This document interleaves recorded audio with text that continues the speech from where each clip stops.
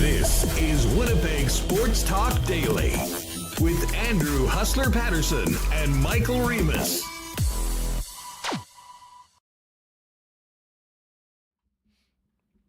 Hey, what's going on, everyone? Welcome to another edition of Winnipeg Sports Talk Daily.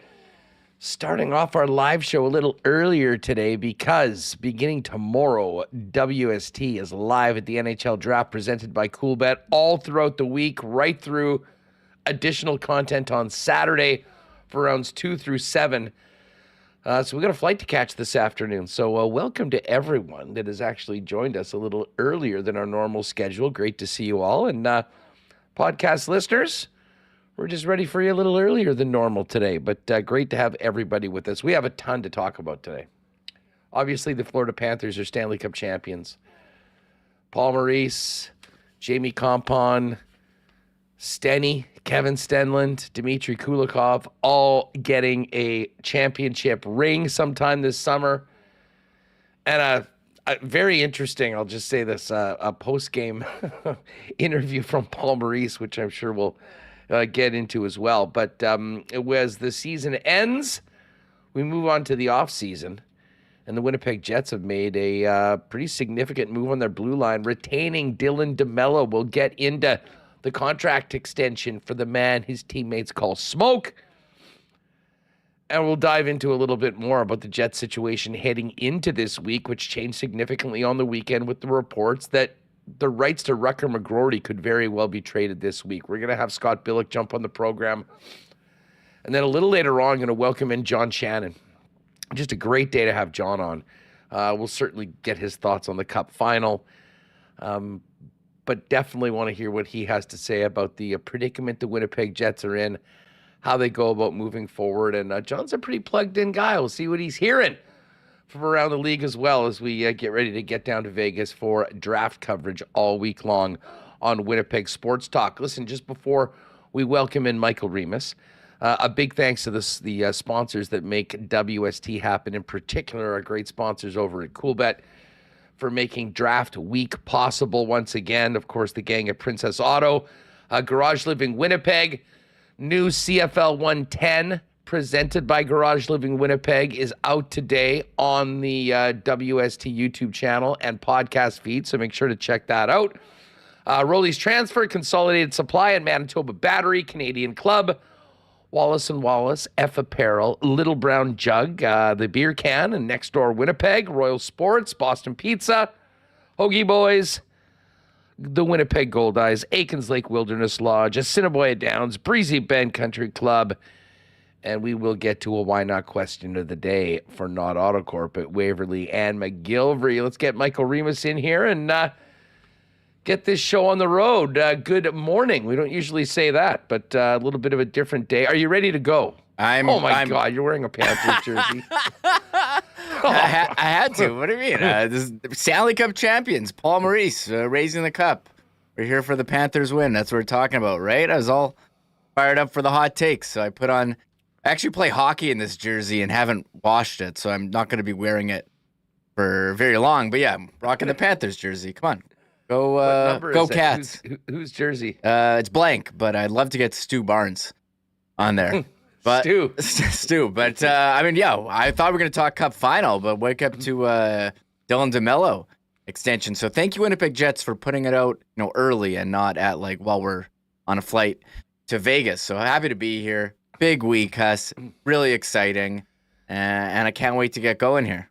Yeah, no doubt. I mean, as I said, we've got a lot to dive into today. I mean, I think we just scratched the surface on the whole Rutger McGroarty business yesterday. And I mean, listen, when we get to Vegas, presuming that nothing happens before that, I would imagine that'll be one of the real hot button topics. And as we said yesterday, Reem, the Jets went from a team without a first round pick that I'm not sure a ton was expected of in relation to the draft to all of a sudden one of the most intriguing teams of the entire 32, considering what we're hearing from Elliot Friedman and the like. Yeah, he says expecting the Jets are going to be active.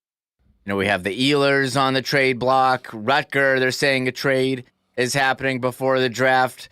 So they locked up DeMelo. I think that takes away one of the questions. Who's going to be your top pair D beside Josh Morrissey? But some unanswered questions on forward. And we believe, or pretty confident that Brendan Dillon, he's going to test free agency and he's going to be elsewhere. So they got a spot second pair D. And isn't the buyout window open now for 48 hours? So let the speculation begin there. Or I guess in 48 hours. So it starts 2 days after the cup is handed out, and it goes until free? Is everything so compressed? Like Mike McIntyre had a tweet us. There's just going to be hockey news overload. They're announcing the schedule. Mike said Thursday, the season just ended. This was what Mike. Where was this? Okay, hard to believe the next 7 days are going to go. Stanley Cup. NHL Awards Thursday. We'll be there, thinking Hellebuck is the favorite to win the Vezina. Buyout window open and closes. The draft, the schedule, free agency, trade. So lots going on here. Exciting time for hockey news. Well, first up, and, we may as well, we'll get to the Cup win for the Panthers and more in the McGroarty situation. But the big news today, Reem, is that the man they call Smoke is back for 4 more years with the Winnipeg Jets. We spent a lot of time talking about, what was going to happen with Dylan DeMelo and Brendan Dillon.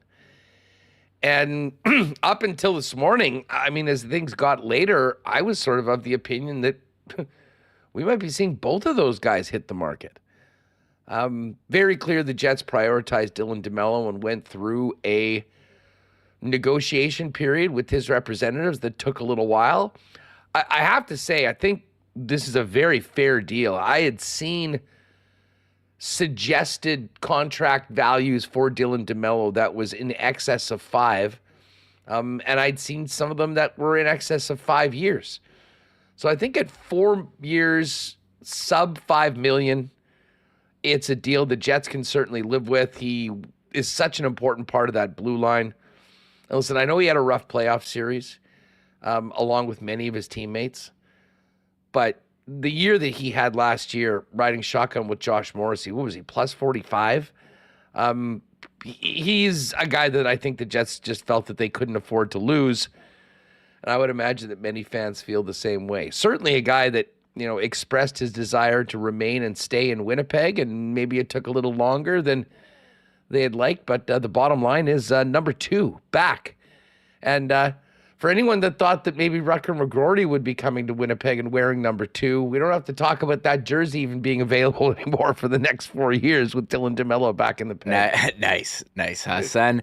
Yeah, definitely. I guess not surprised, but maybe that, hey, the Stanley Cup's over. Let's open the floodgates.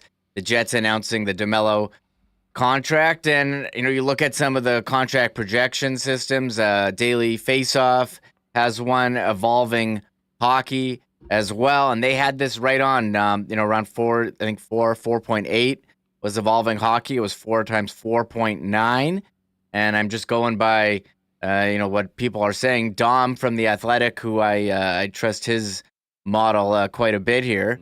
He says, DeMelo is the ideal partner for Josh Morrissey. He's a strong defensive mind on the top pair that comes in a shade below his projected value and right in line with Evolving Hockey's projection. Good deal for the Jets, and this is what it costs to keep a top pair defenseman. He had an excellent year with Josh Morrissey, as you said. In terms of 5-on-5 on-ice goal differential, I think he was top 10 in the league. I'm going to have to double-check that. It's been a very hectic morning.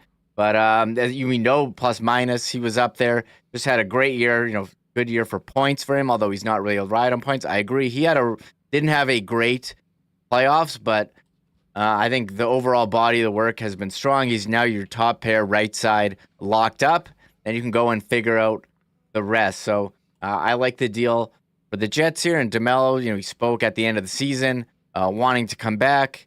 He's got another child on the way, continuing his family here. He made the joke, moving from man to a zone, was it? I forget.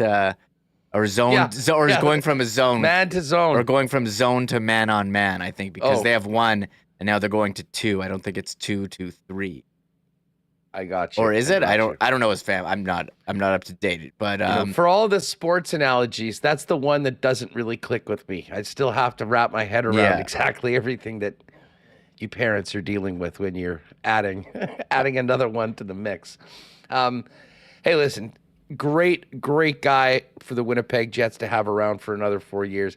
And listen, I know we don't put a lot of stock anymore in plus minus, although when you look at the best plus minus players in the league, they're all pretty good players from pretty good teams. And listen, we spent a lot of time over the last 2 months talking about Gustav Forsling and, the player that he's turned into for the Florida Panthers. He ran away with plus minus this year in the NHL at plus 56. But Dylan DeMelo was number 2 in the league at plus 46. And this is an interesting list, Remis. And I mean, pretty much every one of these guys I'm about to say you'd love to have on your team. DeMelo at plus 46. Ekholm, who was such a key pickup for the Edmonton Oilers, plus 44. Quinn Hughes, who we may hear win a Norris Trophy on Thursday night in Vegas at plus 38. Zach Hyman at 36. McKinnon at 35. McDavid 35. Aho 34.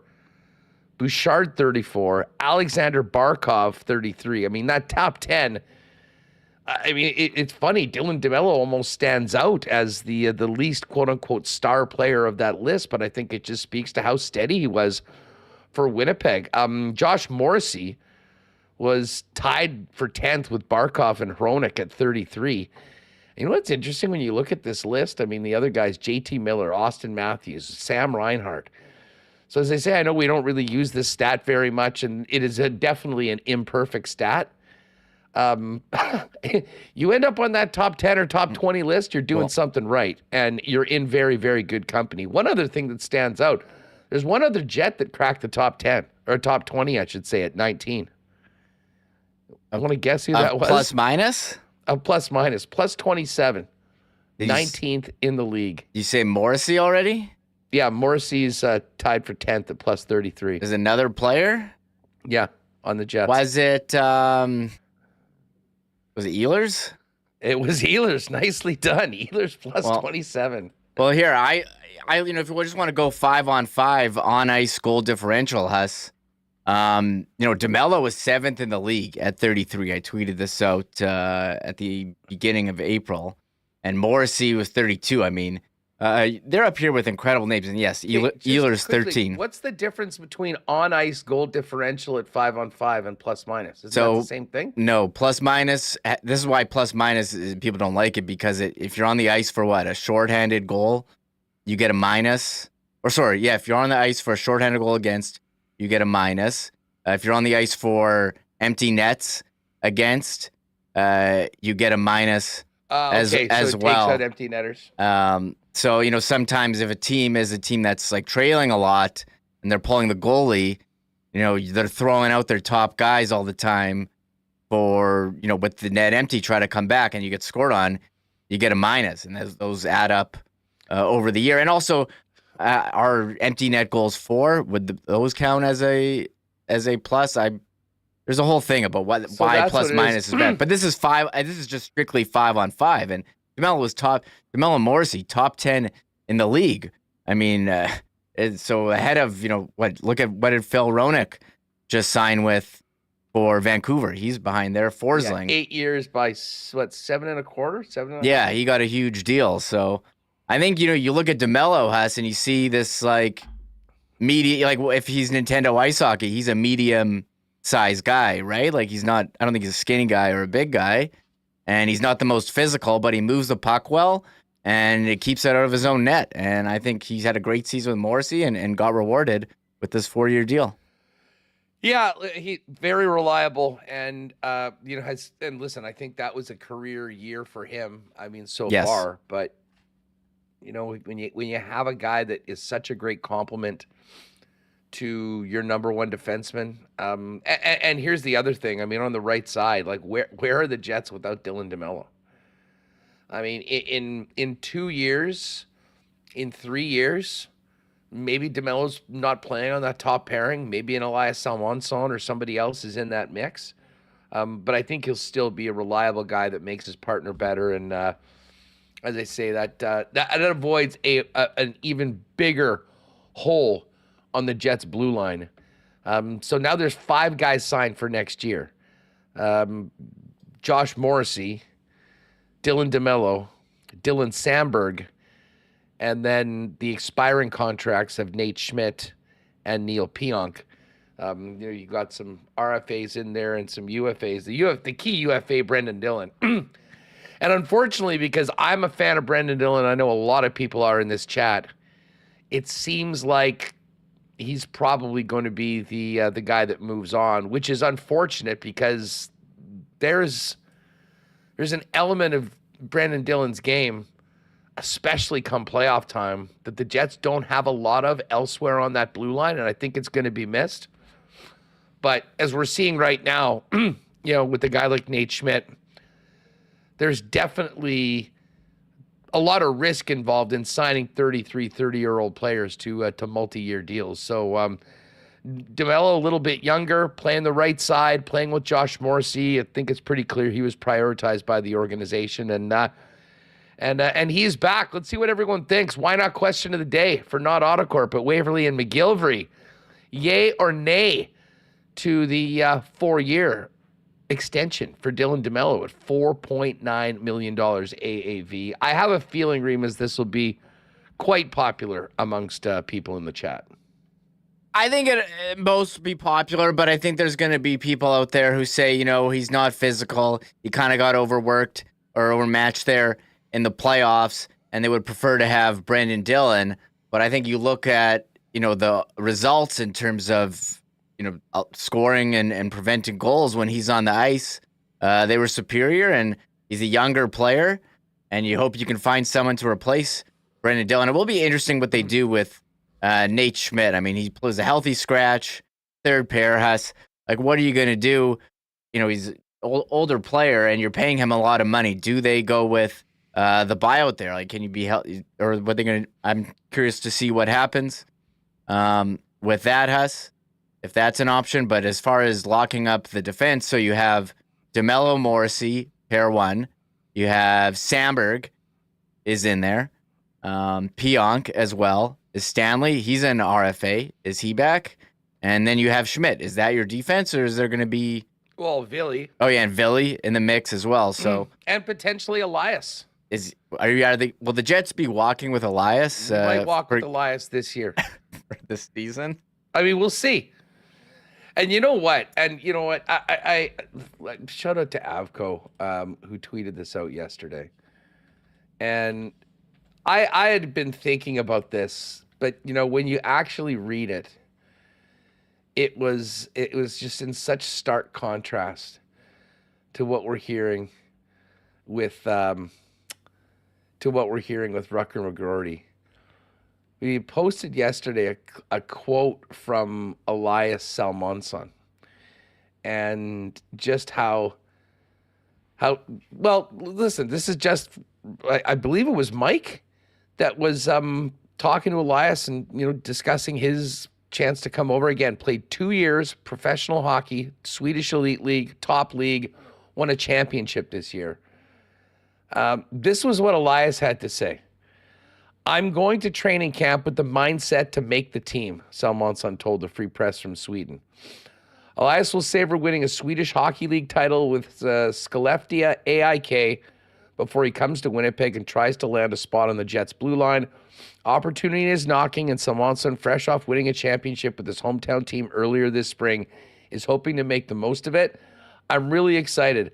I just have to try to make them have to make a decision, he said. And I think that's what you want to hear from your top prospects. And Elias was a second rounder, but his stock has steadily increased over the last couple of years. And from everything that we're hearing about the Rutger McGroarty situation, I think the Jets thought they were getting a guy in McGroarty that would have said something very similar, but it doesn't seem like that is the case right now. So Elias stock up right now, I'm sure, amongst Jet fans. And, well, we're going to see how this all shakes out when it comes to McGroarty and the rights of McGroarty. It does sound, and I know Elliot touched on this today on 32 Thoughts, there's a lot going on around the Winnipeg Jets right now, Remis. Yeah, we mentioned Rutger watch, Ehlers watch. You know, Jeff was throwing a bunch of stuff at the wall at the end of the show yesterday. Juicy stuff, too. Yeah, so, I mean, we'll have to see what happens, but it's taken me back to last year with all the Dubois drama came to a head on, was it the first day we were there even, or the second day? It was a crazy show. Such a whirlwind there in Nashville because it was Wednesday, Thursday. Yeah, it was the draft. That's right. And then we ripped back, and I guess it was on the Dubois deal happened the day of the first round, if I'm not mistaken, didn't it? I don't remember which. I know we had 1,000 people in here, and it was pretty. It was nuts. It was nuts. It was nuts. So, look, the Jets. Yeah, Elliot he's mentioned the Jets. We talk about the top prospect, Ehlers again. We'll see what happens, but this is an exciting time, I think, to be a hockey fan. We just had the Stanley Cup, which we haven't even talked about. I mean, there's the Allmark trade has coming out like right before puck drop. What this scheduling is so stupid here. Like, spread it out. Was that like a direct shot at the NHL? I was stunned at that. I mean, 15 minutes before Game 7 of the Cup final, the Bruins and Sens officially announced a trade with the former Vezina Trophy winner. Well, that was unprecedented as far as I can remember. I mean, I don't know. Maybe it's just everything got out and they had to do it. But neat pickup for Ottawa. I mean, they do get their guy. Mm-hmm. They get Korpisalo off the books, although they'll be paying $1 million of his salary. And the Bruins get their long-traveled first-round pick back to them.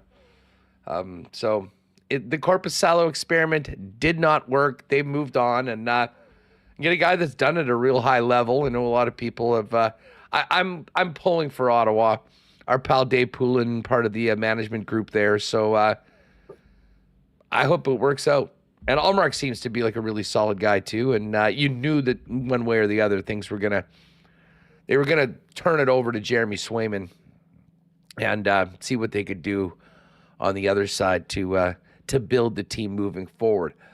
Listen, Billeck's coming up, and we're going to talk to John Shannon just after the top of the hour. But Reem, we have to get to this. I mean, yes, okay, congratulations, Florida won the Cup. Really felt great to see. I mean, listeners know from day one, huge Kevin Stenlund fan. What a season he had, and it'll be amazing to see what his next contract is like and whether it's with Florida or somewhere else. Spent a lot of time thinking about Dmitry Kulikov's NHL journey. Drafted by the Panthers 15 years ago. Now back with the team that drafted him and winning a Stanley Cup.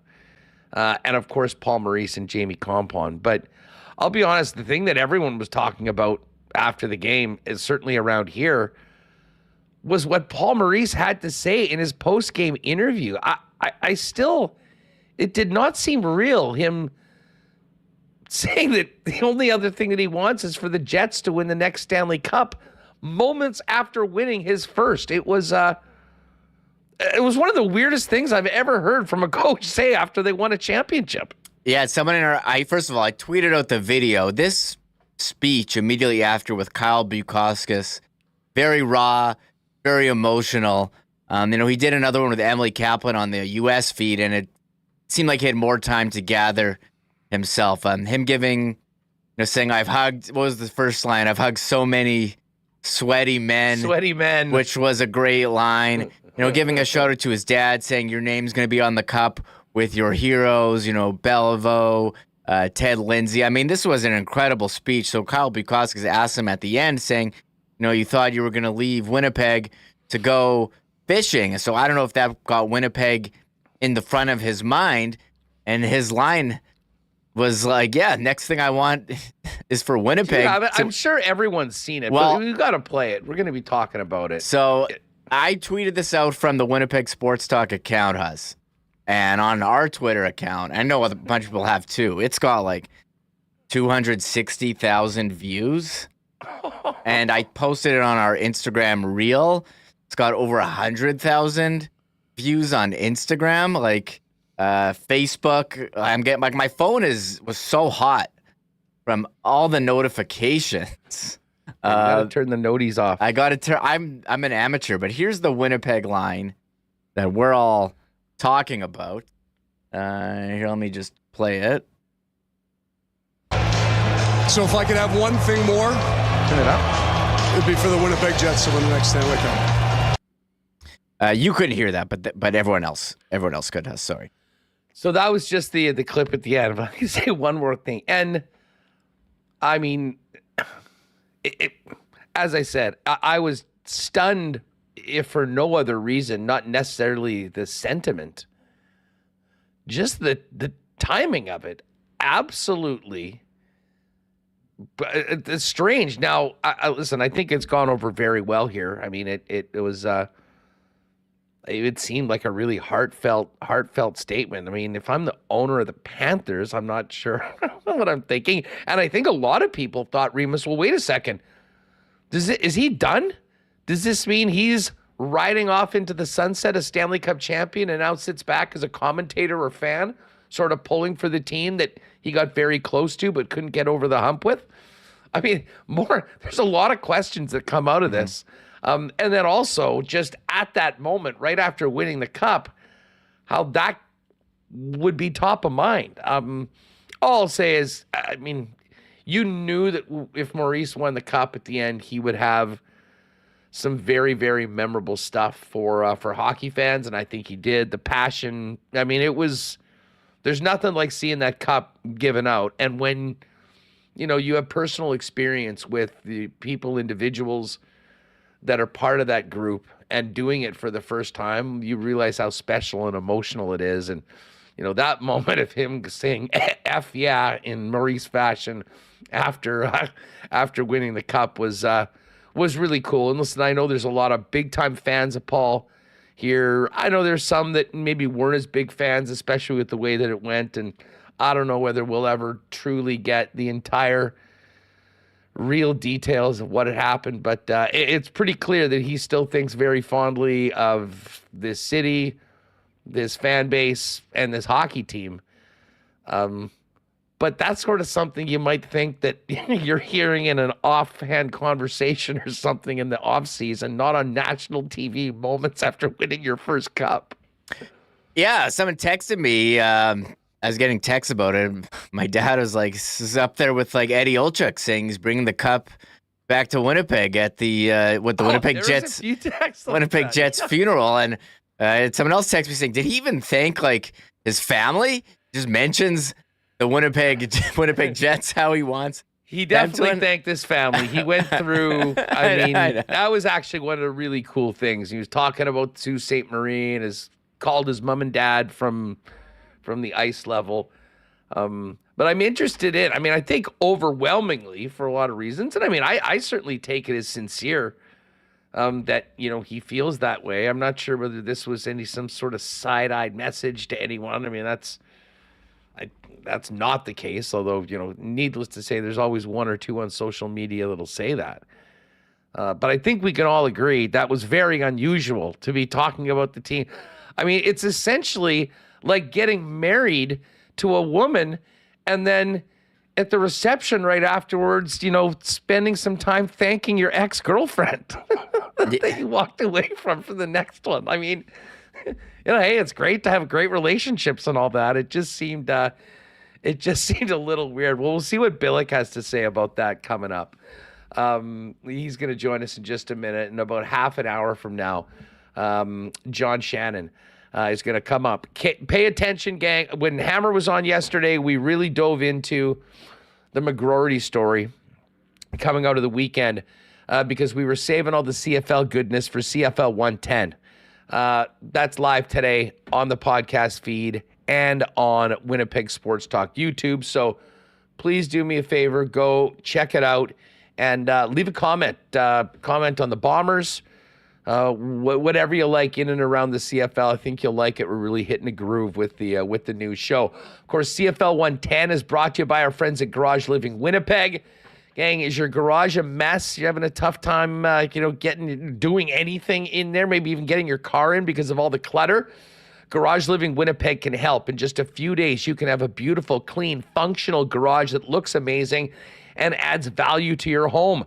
They specialize in stunning polyaspartic floor coatings, high-end made in Canada metal cabinets, slat wall, and overhead storage solutions. Our great friend Pat Kanuga can help you out with this. Give Pat a call for a free in-garage consultation and let you know what's possible and what it'll cost. 204-999-1234 for Pat. He's been a vintage car guy for decades, knows garages, and whether it's a 10-car garage mahal or a single-car garage in the back lane, Pat can come with the design to meet your needs. Hit him up, 204-999-1234, Garage Living Winnipeg, garages made for living. Folks, if you have a move coming up this summer, you know how stressful that can be. I'll tell you what, we've got some good friends of the program that can help you with that. Rolly's Transfer, family owned and operated for over 60 years and the most trusted name in moving in Winnipeg and southern Manitoba. Got a great new website right now at rollies.com. Pop by over there, hit that request a quote feature in the top right. Let them know when you're moving, where you're moving, and what you're moving. They'll turn it around and their friendly staff will hit you up with a very, very affordable quote to give you the best in service and reliability when it comes to moving. It's Rolly's Transfer, Manitoba's most trusted name in moving services for over 60 years. Find out more and request your quote today at rollies.com. Our friends at Consolidated Supply are busy right now. Beautiful weather outside. That means a lot of work on properties, both commercial and residential. And if you have needs with things like irrigation, need artificial turf, potentially need a golf cart, either a new or used, or some of the other incredible club car dealers they've got there. Not to mention the Crest Power Tool line, including the Satellite RTK robot mower and other great options for your property, like hot tubs and amazing outdoor kitchens. They're also the leaders in small engine parts and repair. So much going on at Consolidated Supply. Get on down there today. Check them out, 1395 Niagara Road East. You can also check out everything they've going on online at their website at cte.ca. And hey, for all that stuff you're using this summer, you got to be powered up. Manitoba Batteries there for you. Shopping local with the best prices and service in town, period. Donnie and the gang have opened up a new location to serve you. They've got one on Logan Avenue. They got one on Dover Court now.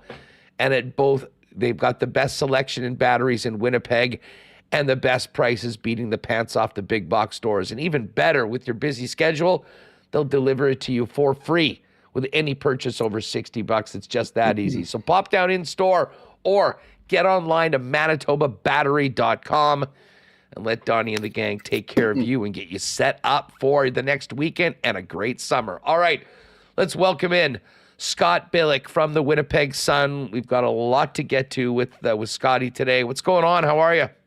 It's going, man. It's going to be busy the rest of this week too, eh? Like, when we already saw the Dylan DeMelo re-signing and all that, like, we thought hockey was over. It's not even close yet. Not till next Monday, at least. Oh, dude, yeah. I mean, listen, this is going to be often this is the most interesting and busiest week of the year when it comes to the NHL. I mean, the fact that the offseason isn't even officially starting until today, I think adds a lot to it. But you're right. Everything is getting packed in. And, you know, funny enough, I was sort of expecting maybe a quieter week in Vegas as opposed to last year in Nashville with all the smoke around Pierre-Luc Dubois. Yeah. And then this weekend happened. And the Jets are back to being one of the most interesting teams in the league. Listen, before we get to that, the Rutgers situation and moving forward, and even DeMelo, Yeah. Let me just ask you, what did you think of the game last night, the Panthers winning, and what everyone's talking about, Maurice's post game, where like moments after winning the Stanley Cup, he's talking about hoping the Jets win the next one. How did you read all that? Yeah, I mean, first of all, the game was great. I thought that game was what you want from Game 7. It was sort of thrilling, in my opinion. Like, it wasn't this high scoring affair, but there was good saves, there was good goaltending, there was good defense, there were chances. I mean, I think the only thing that we sort of missed out on was kind of the two stars in Edmonton kind of coming out and making their presence felt, right? I thought, Sergei Bobrovsky did his job. And big credit to the Florida Panthers for shaking off 3 straight losses on the cusp of being a footnote, a punchline, whatever you want to call it, for the rest of time. The biggest chokers ever. Right. I mean, they would have. I mean, last night was dubbed one of the biggest hockey games in NHL history, and I would argue it is, because I would say that some of that is now shaven off of that, only because Edmonton didn't win. Because I think if Edmonton wins that game, so many things. Obviously McDavid gets his first cup. Canada gets their first cup since '93. The biggest comeback of all time in hockey for sure. Never mind maybe sports history, at least North American sports history. So there's a lot of things that were riding on that game for the Florida Panthers, and they had the pressure on them was full court, right? I mean, Edmonton for the most part was still playing with house money, right? And they clawed themselves out of just a huge deep hole. But credit to the Florida Panthers, credit to the game plan, credit all the way down to Anthony Stolarz early in the game, just trying to throw Stuart Skinner off there. I mean, the whole thing was great. It was a really good game. And then, you get into the Paul Maurice thing after the game, and he was sort of teed up for it, but not really, right? I mean, Cal Bukowskis of Sportsnet there was only saying, hey, you come from Winnipeg, all the years there, to get here, all the years that, I think this was his 26th season in the NHL as a head coach, Paul Maurice, so nearly 30 years, hadn't won it. What a way to go out. And then, I mean, that's a classy move. And, people sit here and say, oh, this is what Paul Maurice does. I mean, in the moment of all the people that you could talk about during that, and what a speech he gave before that about his dad and putting the family name on the Stanley Cup. That was, that's Paul Maurice is known for finding the right words at the right time.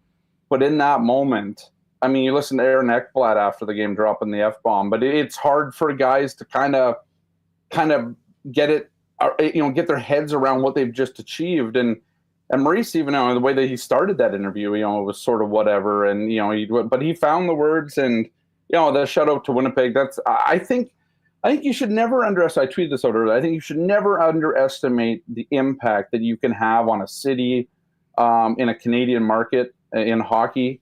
I think Paul Maurice, even despite the fact that he left the team mid-season, is still recognized as the only coach to take this team beyond the first round. The coach that brought in, made this team into a sort of a perennial winner, perennial playoff team under his guys. So I think, and to Paul Maurice, I mean, if he's watched any of it or seen any of this, I think you can see how much the fans mean to him, how much the city sort of meant to him too. I mean, let's not forget, Paul Maurice came to Winnipeg coming out of the KHL, right? Like, he wasn't sure if his NHL career was going to happen again. And the Jets gave him another chance, and he ran with it. And here we are. He's, I get that he left Winnipeg, but at the end of the day, he won a Stanley Cup with the team. He walked into a good situation, but they shook off last year's disappointment, and that might be Edmonton's learning process now, for them. But I mean, congrats to Paul Maurice. I mean, it's a hell of an accomplishment, and it's good because he's always been a good guy to most people, and that's just the way that it is. And you like to see good people do good things and get rewarded for them, and that's exactly what happened last night. Yeah, it certainly gave people lots to talk about after the game. Yeah. I mean, And as we kind of transition over to this Rutger McGroarty situation, it is interesting to note. I mean, I see Winnipeg 204 talking about how the Jets are back in 2018 and they're not playing young players. I have to admit, like watching, wasn't a lot of young guys in those games in the Cup final. Well, I mean, look at they brought Kyle Okposo in, 18-year NHL career, right? I mean, the only real legitimate young players on both of those teams was Lundell, who's an awesome player. He had 38 points, very responsible guy playing in. Well, I mean, Bouchard's relatively young, but he's not like a rookie. I mean, Broberg and Holloway, who I thought both acquitted themselves quite well. Yeah, really well. Guess where they played most of the year this year? Yeah. The American Hockey League. Yeah. Holloway was basically split between the two. Broberg, I think, had 12 NHL games. Mm-hmm. But you see at this point that when you get to the end of it, I mean, you don't often see, rookies and other than uber talented young players that somehow happen to get on teams that are Cup contenders. Yeah. So it's a learning curve, right, Huss? Right? I mean, the NHL's a learning curve, and not everybody's Sid or not even. I mean, even Sid was 24, I think, when he finally won his first one. Like, not everybody does it. Right? I mean, look at Alex Ovechkin. Was he 34 by the time he played his whole career essentially, right? Like, I mean, it's not easy. I'm not saying that young players don't have a place in the Stanley Cup final, because they do. And our definition can change on what's a young player, right? I mean, Edmonton didn't have really any experience. They had Corey Perry. I think Corey Perry might have been one of their only guys. Janmark, I think, had played in some Game 7s like that and that sort of thing. So, I mean, it's a huge amount of experience gained by the Edmonton Oilers. And, you could see the Edmonton Oilers doing exactly what the Florida Panthers did next year. But they got a bunch of choices to make too there, right? I mean, Draisaitl's got to figure out a new deal if he's going to stay there. Bouchard's going to get paid, but is Bouchard going to wait around and see what happens to McDavid and Draisaitl? Like, I mean, there's a lot going on there. I think this season that they've had, and we've already heard like Frank and reporting that Draisaitl's re-up and McDavid's sticking around, and that's the thing for those of us in the West. This team is going to be a problem. Yeah, they are for a long time. Look what happens when you win, right? Look what happens when you win, Huss. Like, I've said this forever. You build a winner, and people will come to your team, and not only people will come, people will stick with your team, right? Like Edmonton's not. Don't get me wrong, Edmonton's a nice place and all that to play. Fan support's good, but it's not for Lauderdale. It's not Vegas. But exactly, right? And you got there's more than just tax cuts. There's more than just all that sort of stuff, right? So. Look at Calgary. I mean, Calgary, it's a big punch in the gut last night if you're a Calgary Flames fan, watching Matthew Tkachuk and Sam Bennett lift that Stanley Cup last night. So it's hard to keep guys up here. But I think winning and proving that you can do it, that always helps. That it helps you attract players, and it also helps you keep guys around, especially the guys that you're kind of homegrown kind of talent that you've drafted and developed. Yeah, and listen, I mean, anyone telling you that the Jets haven't done that is not living in reality. I mean, this hockey club's done a great job at bringing around. But to your point, I think the fact that they, have been competitive, right? Exactly. And I mean, it goes back to, obviously the 17-18 season, which was the best playoff result the Jets had ever had. Yeah. They equaled that regular season this year, and obviously, as we well know and have discussed, fell short to Colorado in the first round. Yeah. But as far as Edmonton moving forward has some big decisions to make as to where they have to cut or how much of the cap increase can they give to the big boys to keep them in there. But considering how Florida made it, and it's so impressive to go all the way last year and fall short, and to come back, do it again, and get over the hump. But sometimes you have to learn those tough lessons to make you better down the road. I think that'll happen to Edmonton, and I have no doubt that McDavid will actually show up for the post-game ceremony. Did you have an issue with that, Huss? Did you have an issue with that? I had zero issue with it. It's weak. I mean, it's pretty weak. I mean, you're the face of the National Hockey League. You're the second forward ever to win the award.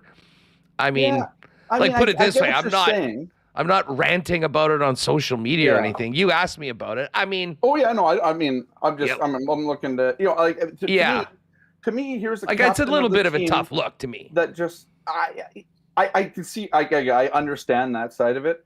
Here's a captain that's stuck with his team, right? I mean, first of all, do you want to be the guy that comes out and sort of like crashes the Stanley Cup parade on the other guys? Like, I mean, I'm not saying it's a great situation to be in, other than it's an incredible honor that you just made history. Honor. But I mean, if you're the captain of that team, you're sticking with your teammates, right? And that moment, and screw going out and getting the trophy. You're the captain. You just lost Game 7 of a Stanley Cup final.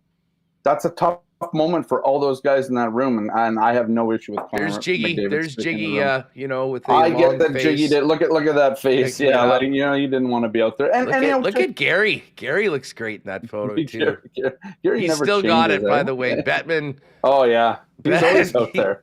He's great. We're gonna miss him so much from all of these. I think people are. Yeah. Oh, there's no doubt about it. The last thing the NHL needs is a baby-faced commissioner, right? You want the commissioner to be the heel always. And yeah, he is good. All right. Anyways, listen, let's move on to the story that dominated yesterday and probably is going to dominate the rest of the week. This Rutger McGroarty situation. It was wild how we had heard literally nothing on that. Although I will say, I mean, I think back to the date we were on this program. There were some rumblings. We were talking about, well, just, hey, he's done. Okay, is he going to sign and come here? And then all of a sudden he's going back. And I was kind of like, Yep. I was not expecting that. But sometimes guys will go back. Again, it wasn't a matter of, he's going to try and become a free agent. And I still don't think, that's not happening. If this is all about him wanting to play in the NHL now, I don't think he's going to sit out 2 full years to go wherever he wants. But it's kind of crazy how from everything that we'd heard for so long, this has sort of gone sideways to the point that many of the most connected guys in hockey are saying expect a trade potentially this week. Yep. It was interesting who I chatted with. I can't really say. I wish I could.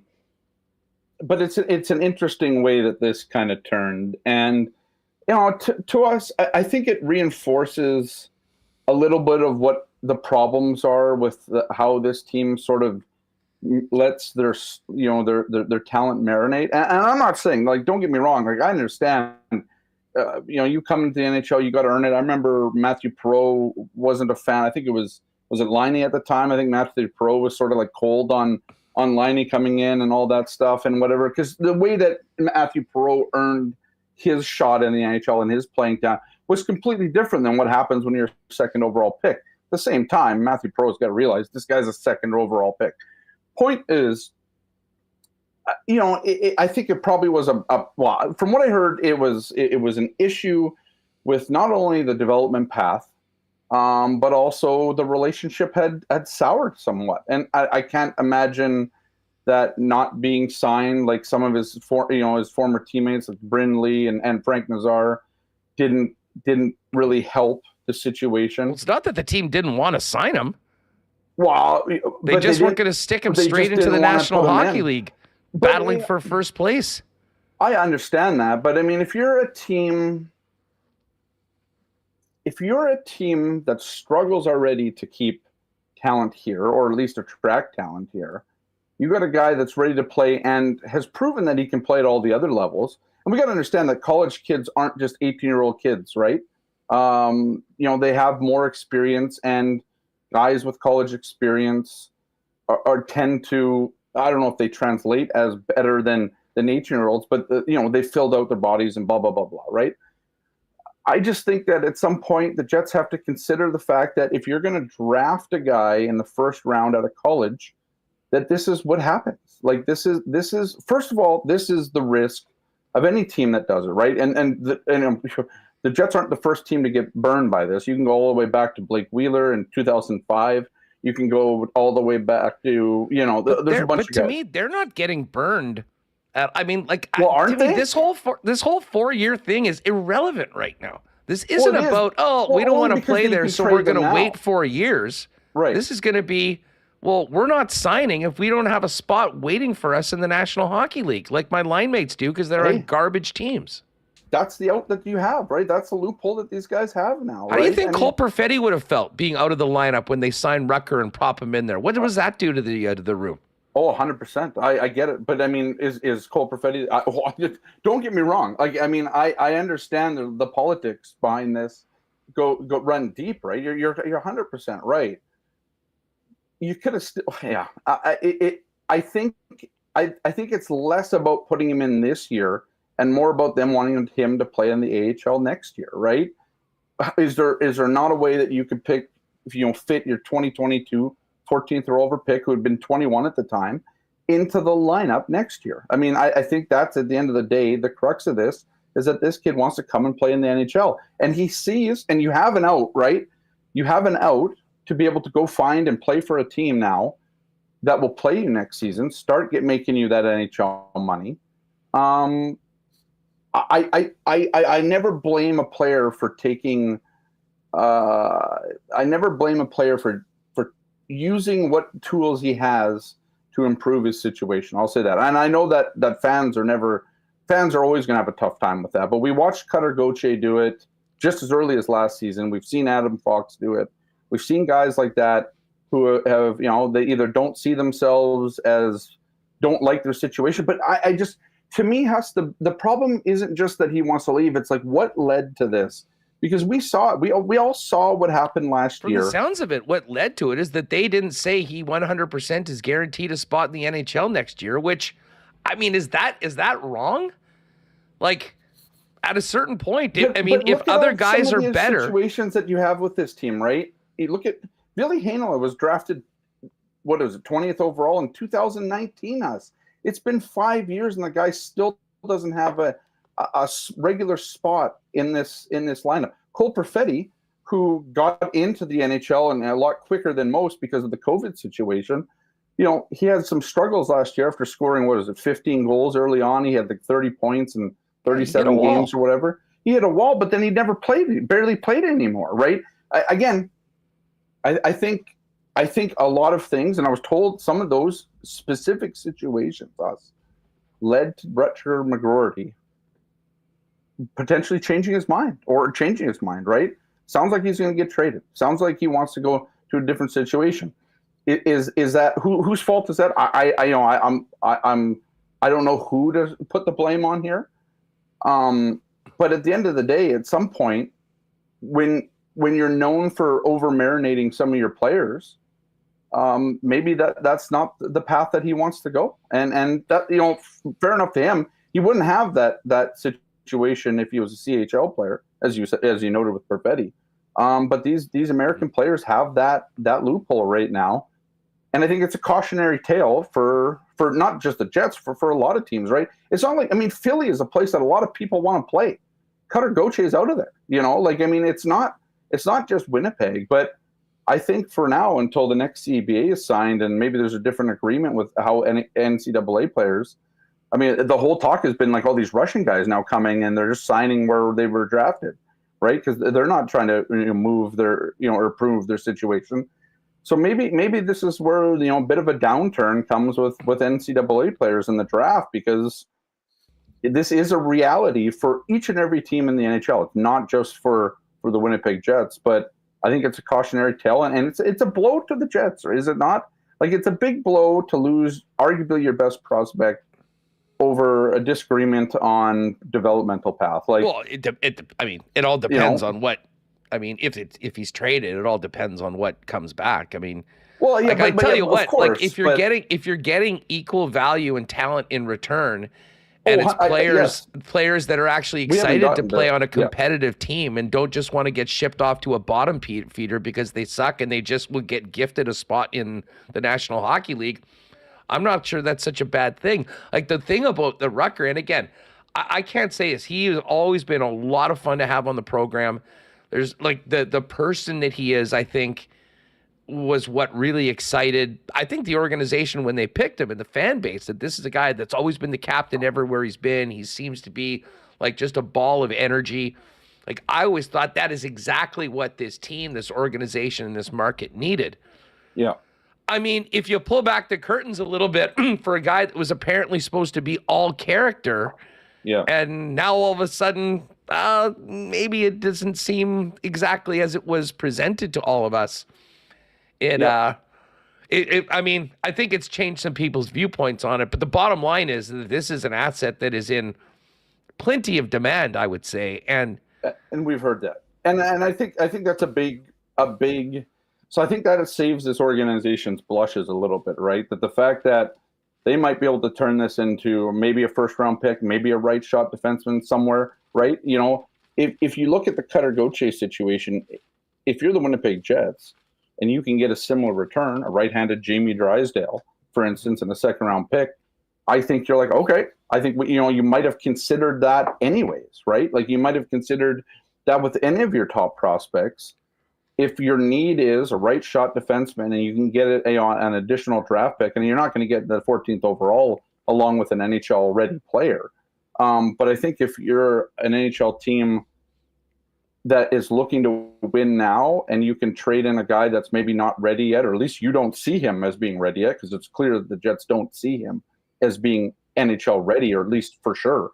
And you can turn that into a player like a Jamie Drysdale who, plays an NHL game on an NHL blue line, I think you can do that. So now what are you looking at? Are you looking, where are you looking? Are you looking at Montreal and Justin Barron? Are you looking at David Jiricek in Columbus?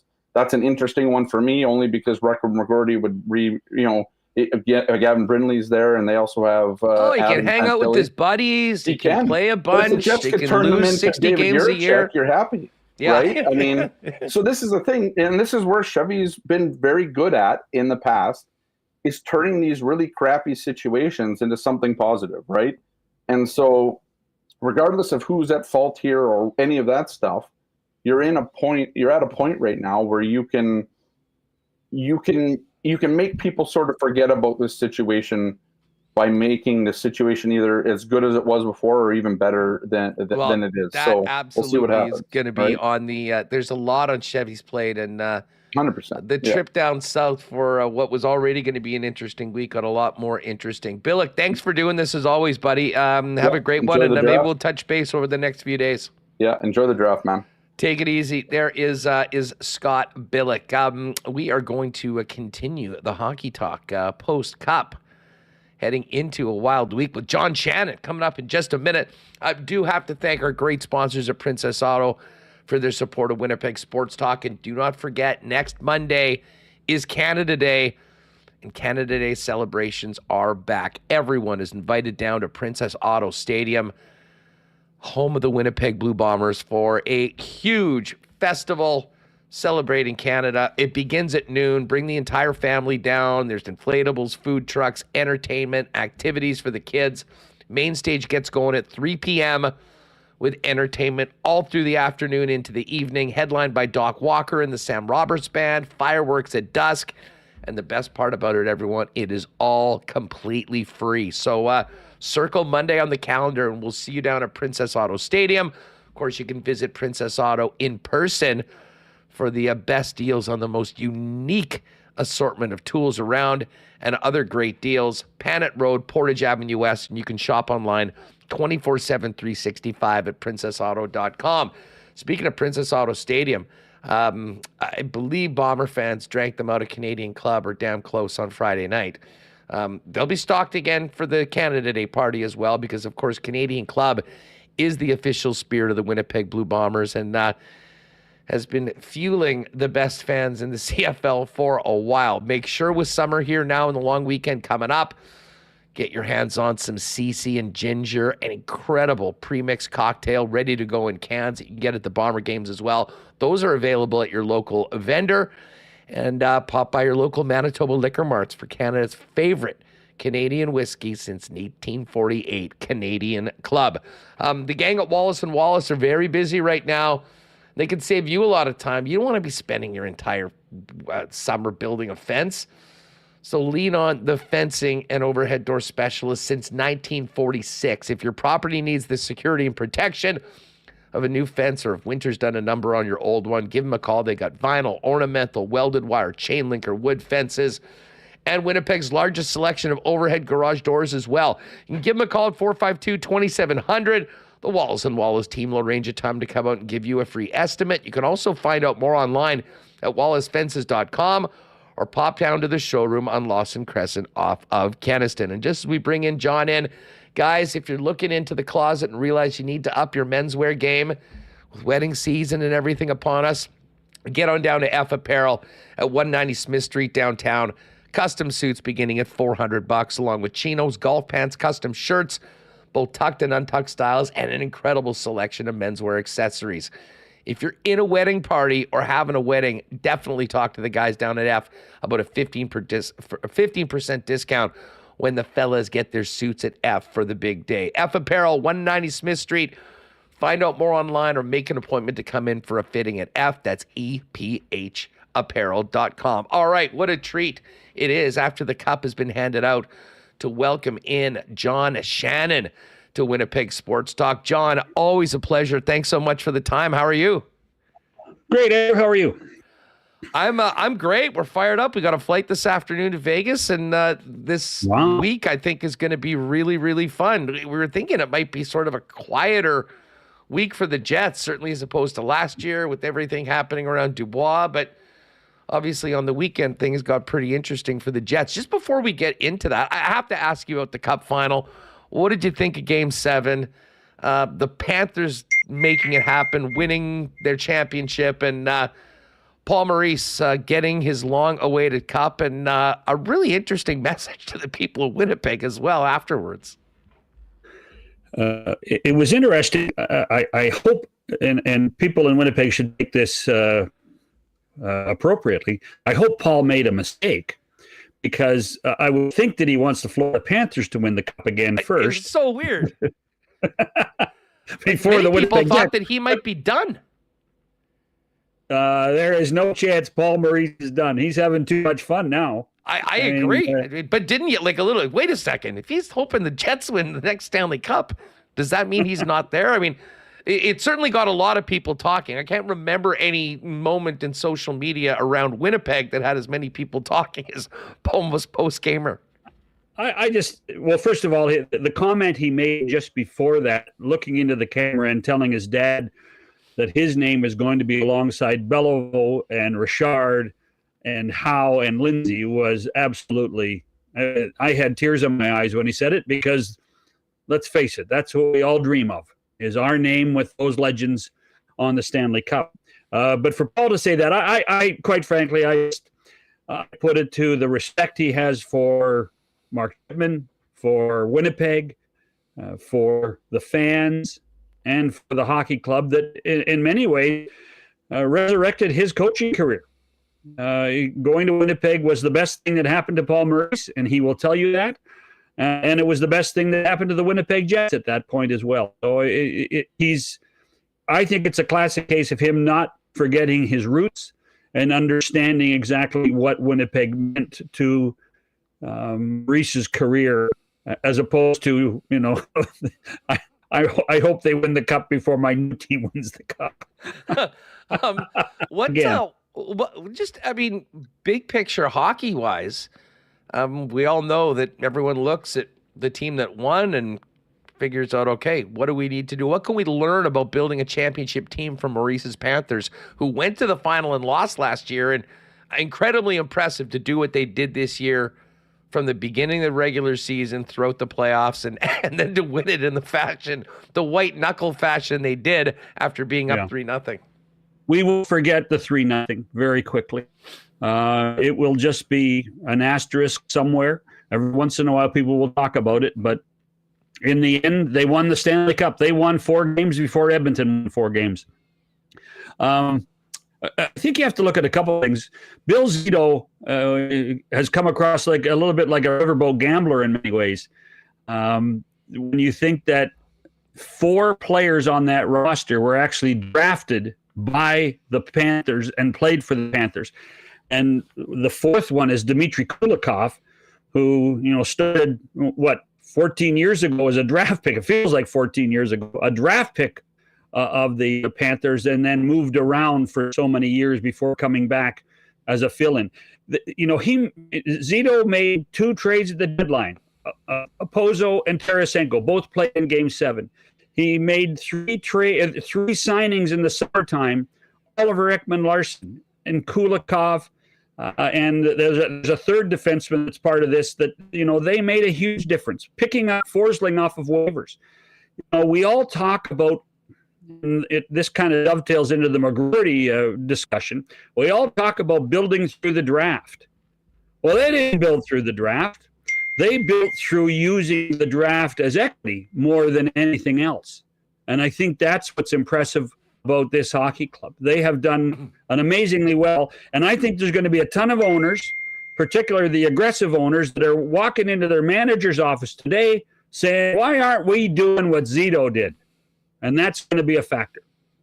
Well, and of course, dovetailing right into draft week as well. I think, these are going to be the conversations that'll be all around there. You mentioned Rutger McGroarty, John. I mean, very rarely does a player get picked and immediately, number 1 overall, number 2 overall, like Patrick Laine, and it's a little different. But picked in the mid-round of the first round, charm and engage an entire market, and excite people the way Rutger has.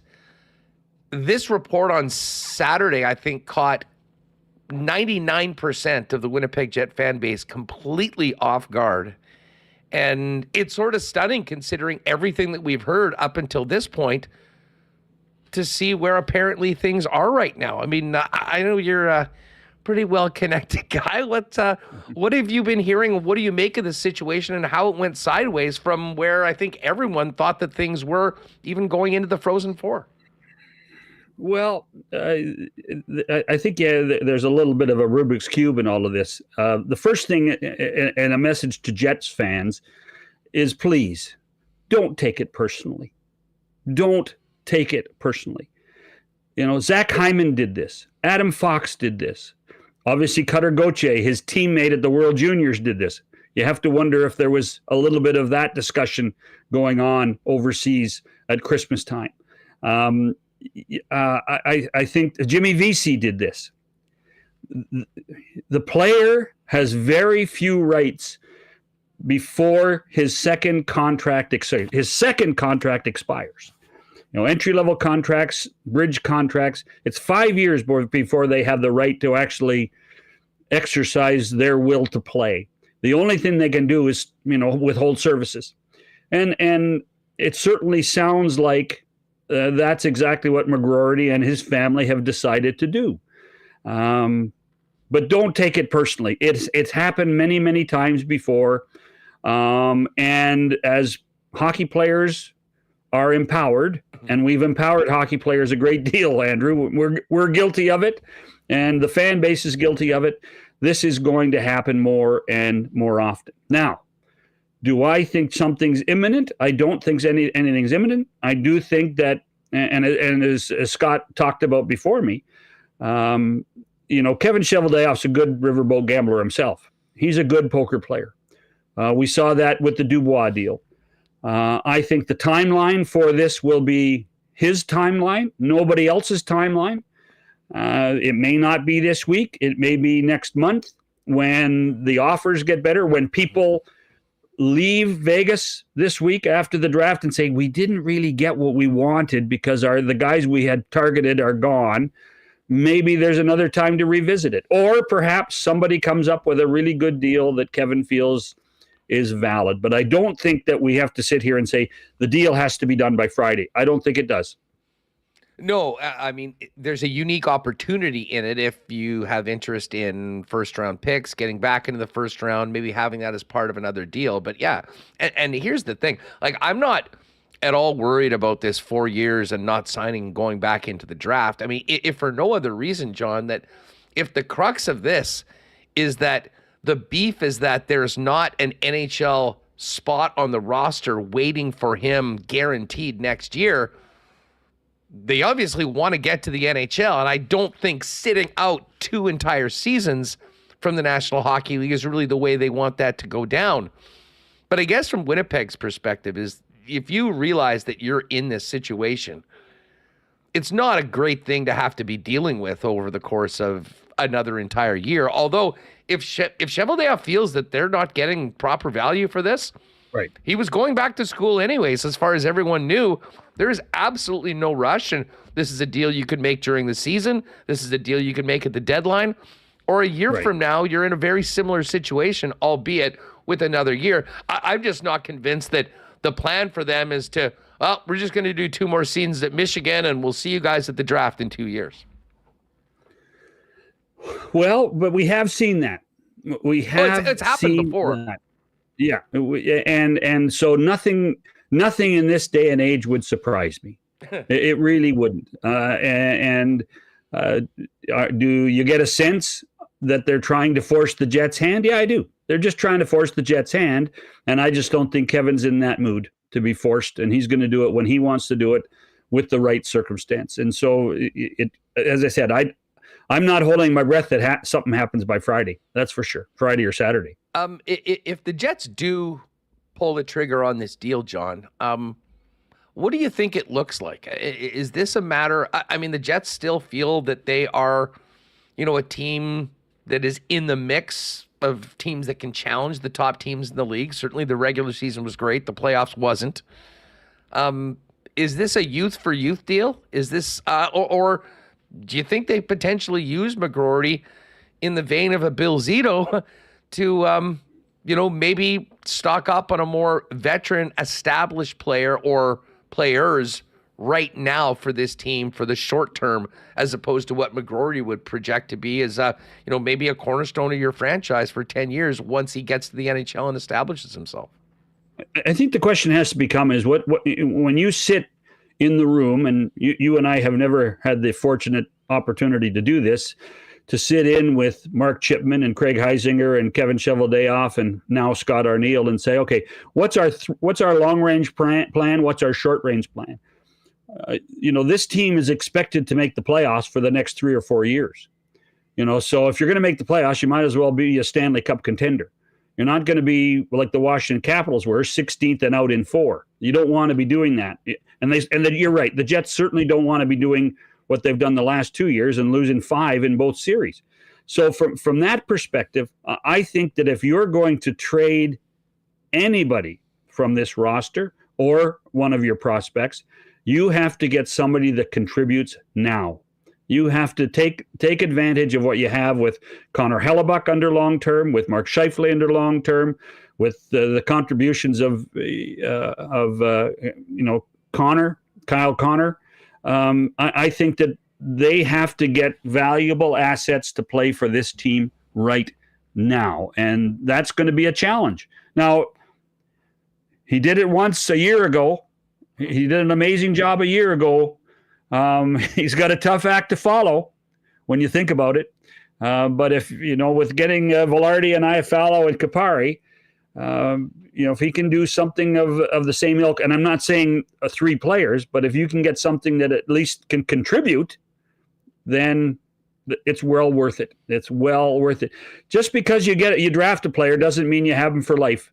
You just have, what he is he's a commodity, it's currency, and what you do is you try to upgrade your currency all the time.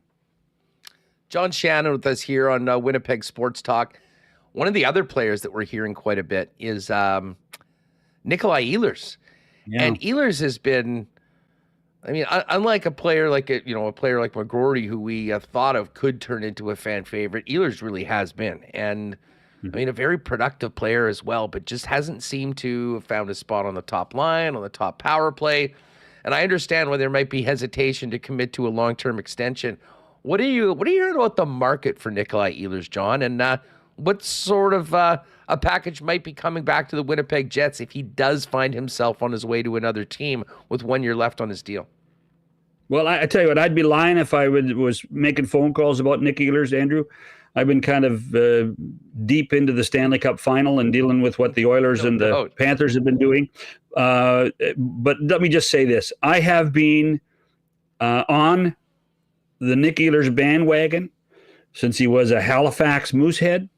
I walked up to Kevin the day he drafted him. I told him he got one of the best players in the draft. I think I've been right with it. The challenge and I do think I do think that perhaps something will change now with a change in coach. Because every coach, when he gets the opportunity to be the head coach, thinks he can make a difference. That's not a knock at Rick Bowness. That's not a knock at Scott Arniel. But they all think that they can make people better. I would be surprised that if anything is imminent with Ehlers at this point. It's just my gut, because he's become a valuable member of the club. The problem becomes is, what do you do in playoffs? What did he do in the Vegas series, and what did he do in the Colorado series? Because as we've learned, it's an 82-game exhibition season, and then the real games begin. And so, can you be an asset in the playoffs? And if Kevin Cheveldayoff doesn't think he can be an asset in the playoffs, then there's a good chance you might get rid of him, because you might get something really good in return. John, speaking of the playoffs, I mean, you followed and covered the Jets so closely with all your contributions on 680 CGOB, Jets radio throughout the year. And we saw this team. I mean, they won 52 games in the regular season. Mm-hmm. They beat the pants off Colorado in a huge game the week going into the playoffs. And then, which might have been a mistake, by the way. Well, in retrospect, I don't think it helped the cause. That's for sure. But, it seemed like overall the team was sort of off. I mean, even we're going to get into Dylan DeMelo for a minute, who had this amazing season, did not have a great playoffs. I'm not sure you could really look at anybody on the Jets and say, wow, that was even as good as their best through the regular season. What do you think happened to the Jets in that series against Colorado? Well, it's funny, because when you look at the body of work that got them to the playoffs, and they finished the regular season with 8 consecutive victories, you wonder down the stretch, you do wonder from the mental aspect, because so much, and Andrew, you know this as well as I do, the mental approach to the playoffs is almost as important as the physical approach. You wonder if the Jets faced enough adversity down the stretch. You wonder if there was enough desperation when push came to shove down the stretch for this team to, compete better with Colorado. Because in the end, after the first game, it really wasn't a competition. And the one thing I would say, and this is something I think that both the Panthers learned this last year, the Oilers learned this year, Colorado learned it 2 years ago, is the price you pay to go deep in the playoffs. And Rick Bowness could tell them 9 million times the price you pay, but the players have to learn the price. And I'm still not sure that the core of this team actually understands the price you pay to get to the Stanley Cup final. And it's a learning curve that has to happen sooner than later. Otherwise, we are going to see a ton more changes in this team for the next 2 or 3 years. Yeah, there's simply no argument that there was an extra gear, a couple in Colorado that got cranked up, and the Jets didn't seem to have the answer for that. And for a team that, was as successful as they were against quality teams all year long, I mean, it was a mismatch in a lot of those games. I mean, they were a step slow, they were behind, and the execution, John, from guys that had been pretty steady and pretty reliable throughout the year, I mean, it just evaporated. It speaks to the mental mindset you have to have when the playoffs begin. And that, as hard as 82 games were, and we know, Andrew, that by the 1st of February, every guy's got a bump or a bruise. And then in the middle of April, it increases exponentially. It goes to the next level. And you have to have that mindset to get through it all, to play through it all. And that's something that, that Rick tried to push through for the last couple of years. They're getting closer, but they have to experience it. In many ways, and it's no different than what we've seen in Edmonton, in 16 and 17 and 18 and 19, with that team not being able to get out of the first round, not being able to go to the second round. It's a progression. And the Jets, the next step is the Jets need to get to the second round. And if they get to the second round, then it becomes a bit of a card game, and you can get to the third round, and then you learn how to win in those difficult situations. And this team, and Mark Scheifele can sit there and say, well, I know how to win, and Nick Ehlers can do it, and Josh Morrissey can do it. They've all done it in their lives at different levels, but this is the elite, and you have to have that mindset.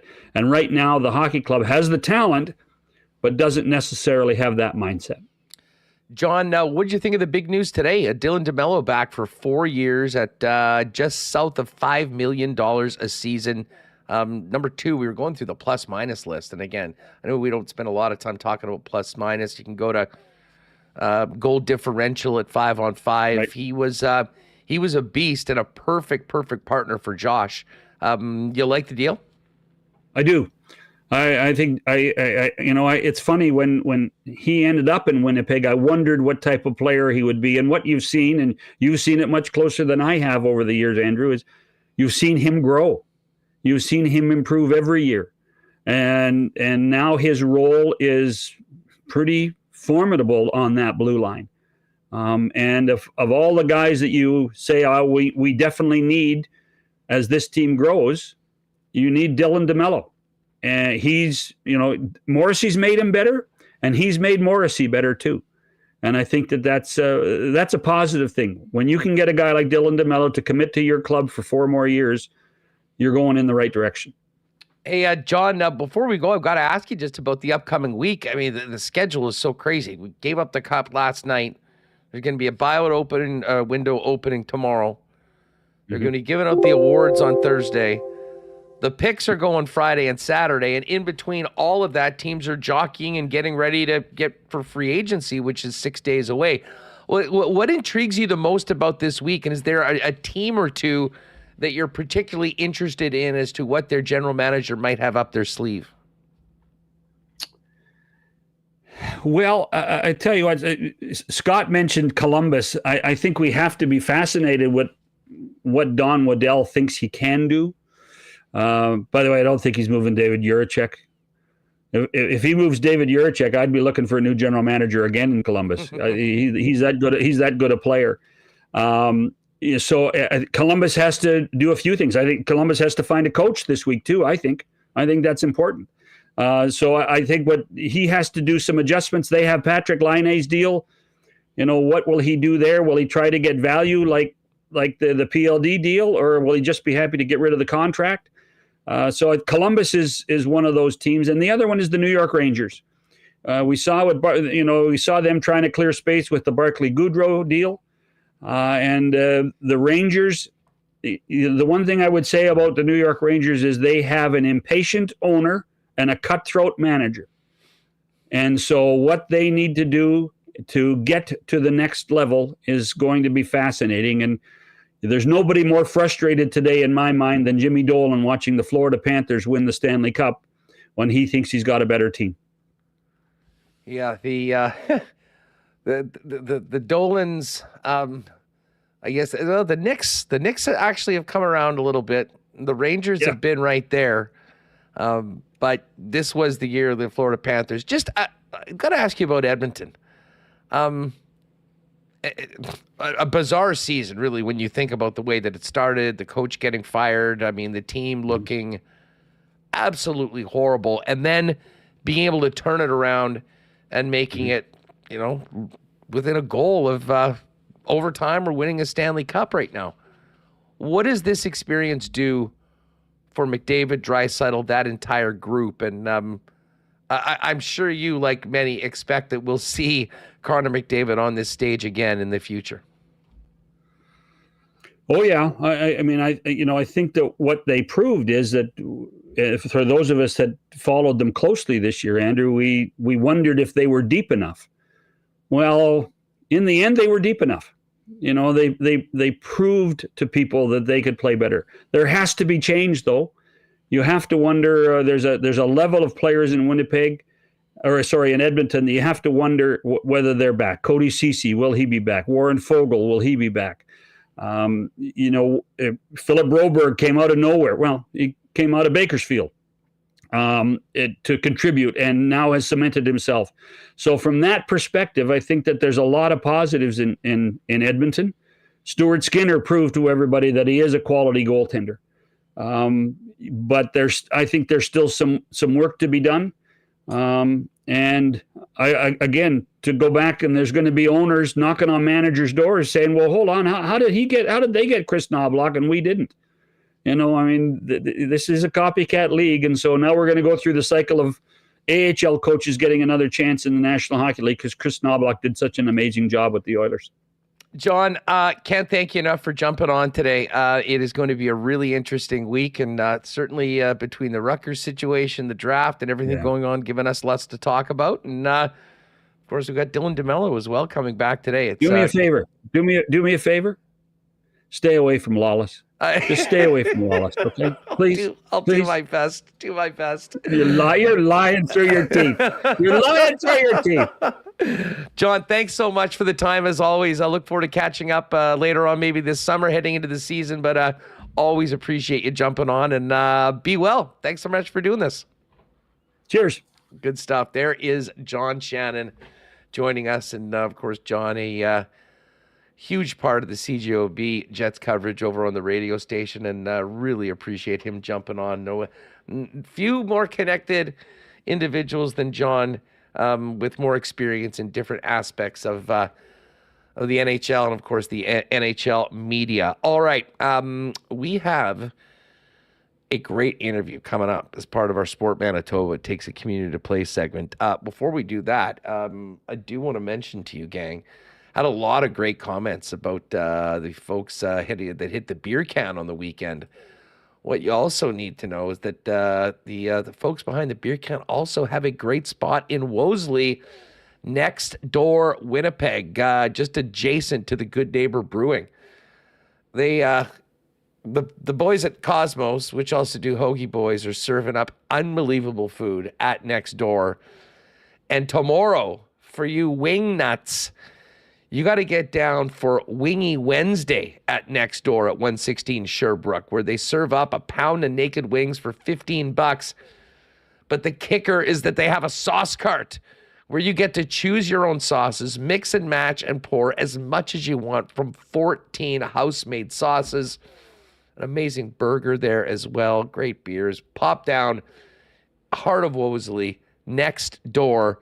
And you can also follow them on Twitter at Insta, I should say, at Nextdoor Winnipeg. They've got a great cornhole league starting up. They're going to be doing corn dogs and cornhole on Thursday nights. Anyways, pop by it. Wingy Wednesday tomorrow. And just great food and good times down at Nextdoor. Appreciate their support of WST. Well, our friends at Royal Sports are busy right now. Hey, the summer is here. You want to get your bomber gear, they've got you covered. You're excited about the upcoming Jets season, or the Stanley Cup champion Florida Panthers. By the way, those Fanatics hats, oh my God, they just keep getting worse. But there's nowhere better to get the best in licensed merchandise for the NFL, NHL, Major League Baseball, international soccer, especially right now. Huge game for Canada coming up tonight. They've got you covered there. Not to mention soccer, softball, baseball, running, tennis, and 12 months a year, Royals, the #1 hockey superstore in town. They've also got a great selection of bikes. Get down there, 750 Pembina Highway. Check out the Yeti section over on the Kings side as well for all you folks that get out of town on the weekend. And you can also check out all the latest merchandise drops, sales specials, and more on their Instagram at Royal Sports Pembina. What a hockey season it was. And I know many of you had a lot of great times at your local Boston Pizza with friends cheering on the Winnipeg Jets. And then once the Jets were done, watching the Stanley Cup playoffs. But BP's there for us 12 months a year. We got CFL football right now. We got Blue Jays. We got tons of international soccer. 12 months a year, the best place to get together with your gang for the big game is your local Boston Pizza. And hey, if you aren't making it down, you can always get the great taste of BP hot and fresh to your door by ordering online at bostonpizza.com. And hey, a big shout out to our friends at Aikens Lake Wilderness Lodge. I guess hockey season's over and it is officially summer. And there's nothing better than get out on the water and fishing. And if you're thinking about fishing at a world-class fly-in fishing destination where you can be on the water in less than 2 hours from the city of Winnipeg, Aikens is the spot. And as amazing as the fishing is, honestly, I think the hospitality from the Terrence family and the Aikens team might be even better. Whether you're thinking about a corporate outing, a friends and family trip, or just getting the boys together for a once-in-a-lifetime excursion out to Aikens, you can find out about availability for the 2024 season remaining at aikenslake.com, and make sure to check out all of their socials at Aikens Lake. All right, it's time for another Sport Manitoba It Takes a Community to Play segment, brought to you by our friends at Manitoba Liquor and Lotteries. And a little earlier, I got a chance to hook up with Derek Ingram, who you will know as the Golf Canada coach, integral in the growth of the sport from coast to coast, and a big reason why the likes of Corey Connors and Taylor Pendrith are in contention for the President's Cup, and Corey Connors going to the Olympics after his great week in Pinehurst, finishing top 10, passing Adam Hadwin. Derek Ingram is going back to the Olympics, and he's back on Winnipeg Sports Talk now. Well, on this week's edition of our It Takes a Community to Play segment with Sport Manitoba, brought to you by Manitoban Liquor and Lotteries, it is an absolute pleasure to welcome back a great friend of the program, a globetrotter, to say the least, Derek Ingram, the coach of Corey Connors and Taylor Pendrith, back from great performances at Pinehurst #2 at the U.S. Open, and very soon on his way back to another Olympic Games. DI, welcome back to WST. It's so great to have you on the show. Yeah, thanks for having me, Huss. Always fun to connect with you guys, for sure. Man, it was a lot of fun watching you and the fellas do their thing at the U.S. Open. That, there's golf tournaments, and then there's that challenge. How was the week overall for you? And obviously, it ended up great with awesome performances by both of your guys. But that seems like an exhausting experience for all parties involved. It's stressful as a coach, and even way more stressful as a player, because of course every hole is a double bogey or a triple bogey waiting to happen. So you just have to be so precise. For me, really thrilled that both Taylor and Corey played well, and we're in position to even in position to win. Like both Corey and Taylor at some point in the week got the 3 under, and it took 6 to get in to win, and so. They were in the mix. Unfortunately, no wins for a Canadian in a major since Mike Weir in 2003, but we're working on it. And it was a super fun week. Love the golf course. Really hot there. Great to have both guys play well. And it was a fantastic tournament. I just love Pinehurst, but I wouldn't want to play there every day. Yeah, tell me about it. It is. Listen, it's a very unique challenge. It's always the toughest test in golf, and. Listen, your guys did so well. And overall, just as a Canadian golf fan, it has been so much fun to watch not just Corey Connors, but, Nick Taylor and Adam and Pendy and Adam Svensson, and I'm missing a few other guys. The quality of Canadian golf is at a level I don't think it's ever been before. And your fingerprints really are all over it. For the listeners, I have a hard time keeping track, frankly, of what you're doing, because it's not just working with Corey Connors on the PGA Tour. Fill people in on your portfolio when it comes to golf and coaching right now in the 2024 season. Yeah, no, I have a hard time keeping track of it a little bit here, but I have a regular kind of full-time job as overseeing our young pro squad and our amateur side for Golf Canada and Sport Canada. Grateful to do that for a bunch of years. I love it. I have a couple assistant coaches that work for me. I oversee some players as well, and those assistant coaches and their players. And then I have some global, functions with Golf Canada and as it relates to golf. But then I have another full-time job coaching Corey Connors and Taylor Pendrith on the PGA Tour, and I also am fortunate enough to work with Aaron Cockrell on the DP World Tour. So, I've got my hands in a couple things. I love it's all coaching related. It's all working with people that I love to work with. I do it for free, but I'm grateful they pay me. And so it means a lot of time on a jet, but. like I said to you earlier, no one's happy to come back to Winnipeg when I get here. You know what? I mean, listen, we are a Winnipeg show. You're a Winnipeg guy. And listen, I mean, Aaron Cockrell is, taking a very unique route right now. But I just wanted to get you to speak a little bit on Aaron's development and what he's accomplished so far in the DP World Tour as he continues to chase his golfing dreams. Yeah, just a great story. I mean, a guy from Stony Mountain, Manitoba, to be on the World DP Tour and hopefully on the PGA Tour one day, but, making a great living and having an impact out there and pushing. And it's great. Like I always call his game boring in a complimentary way because he's so consistent, a lot like Corey Connors. He drives it on a rope, so doesn't miss many fairways, and he's super smart. And one thing Aaron has is he's one of the best putters in the world. And that's on top of being a good driver and a guy who hits a lot of greens in regulation. He's one of the best putters on earth, which is a really nice thing to have. He shot 60 yesterday and broke the course record at Niagara yesterday, which is kind of interesting. But yeah, with a hole-in-one on 9. So I had a couple putts for 59. But I love working with Aaron. He's just a fantastic guy. He's really organized and professional, and he works extremely hard. And so I believe he can be a PGA Tour player and a winner out there.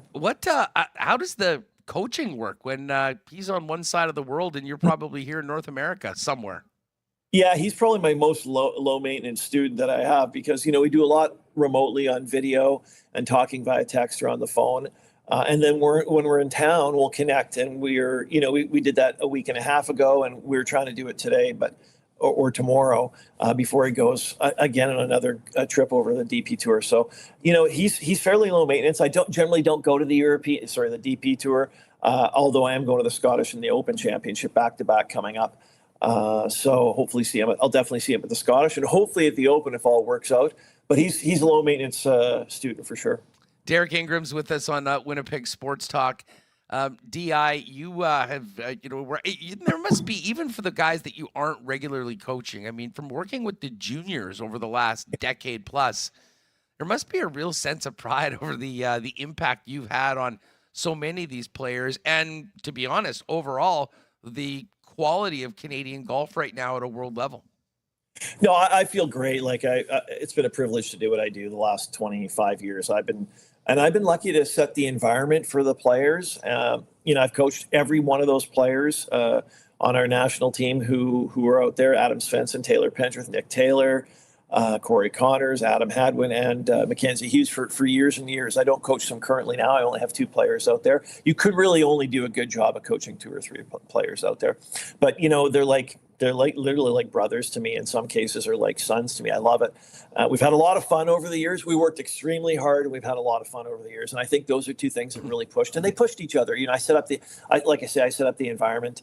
The one thing I never did, Huss, is I never made anyone worse. And I think that's as a starting foundation as a coach. It's really important that you don't make anyone worse long term. You're always helping them get a little bit better. And so I've been lucky to play a small role. One of the other great stories coming out of the U.S. Open was Corey's performance.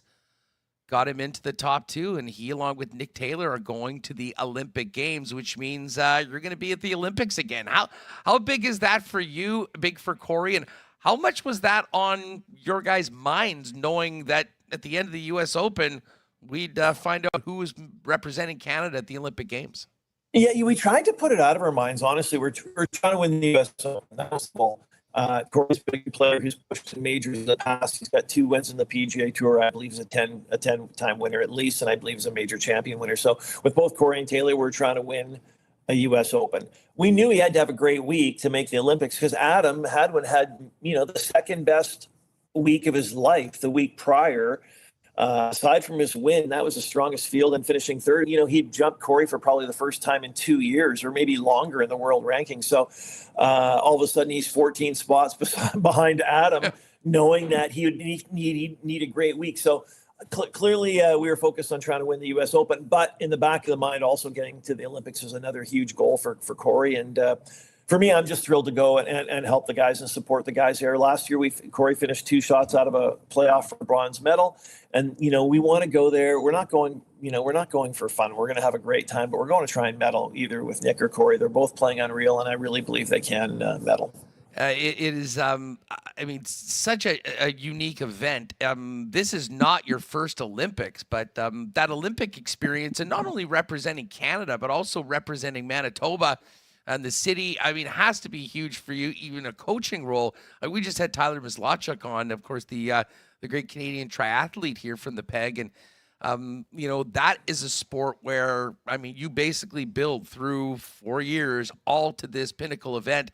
Golf may be a little different, but I'm sure that doesn't change the honor and the experience of being part of the Olympic Games. No, it's like the best place in golf in the world getting excited about going to the Olympics. It's in the last few, I guess, 6 or 8 years since it's been back on. People are really serious about it. They love it. Besides the 4 majors and maybe the Players Championship, it's the next most important event in the world. And to some, it might be the most important event in the world above the majors and the Players Championship. So it's big for the players. And for me personally, I've been fortunate enough to go to the Olympics. This will be my 3rd time. I went actually to Sochi on a familiarization, so maybe my 4th time. Like I said, I've been fortunate to do that. I love it. I love being in Manitoba. I'm a real proud Winnipegger. I'm a homer for sure on the professional sports teams in Winnipeg as well. So.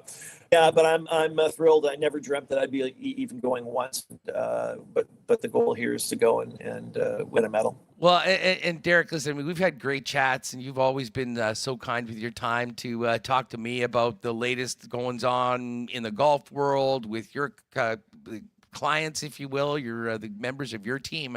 Yeah. But part of this, when we do these Sport Manitoba segments, it's always great to find out how people started this journey. And I mean, you've been around the world, I don't know how many times. It all started back at Niagara Golf Club as an assistant pro. I mean, tell us about getting into coaching, and at what point did you think that maybe this was something that would take over your life, become your livelihood, and take you to such incredible places and great heights?